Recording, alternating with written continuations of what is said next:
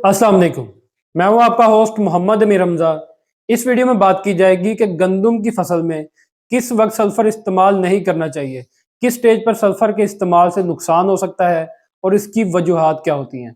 तो वीडियो में आगे बढ़ने से पहले मैं आपसे गुजारिश करूंगा कि अगर आप इस चैनल पर नए हैं तो इस चैनल को सब्सक्राइब कर दें ताकि आपको आने वाली मजीद वीडियोस भी वक्त पर मिलती रहें।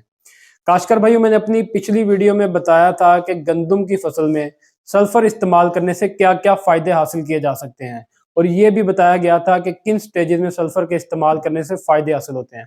तो अब हम बात करेंगे कि कौन से ऐसे स्टेजेस हैं जब गंदम में सल्फर इस्तेमाल करने से नुकसान हो सकता है और इसके पीछे वजह क्या होती है। जब आपकी फसल तीसरे पानी पर आ जाए, यानी कि 85 से 95 दिन के दौरान जब तीसरा पानी लगाने का वक्त होता है, उस वक्त और अगला जो चौथा पानी है उसमें भी सल्फर का इस्तेमाल नहीं करना चाहिए। अगर आपने सल्फर से फायदा उठाना है तो फिर आप जमीन की तैयारी या पहले या दूसरे पानी में सल्फर का इस्तेमाल कर सकते हैं। तीसरे और चौथे पानी में इसलिए इस्तेमाल नहीं करना कि तीसरे पानी पर फसल गोब की हालत में आ चुकी होती है और जब चौथा पानी होता है तो उस वक्त गंदम की फसल का जो दाना है उसमें भराई का अमल जारी होता है। तो इस स्टेज पर फसल पर वजन आना शुरू हो जाता है क्योंकि दाना बनना शुरू हो जाता है।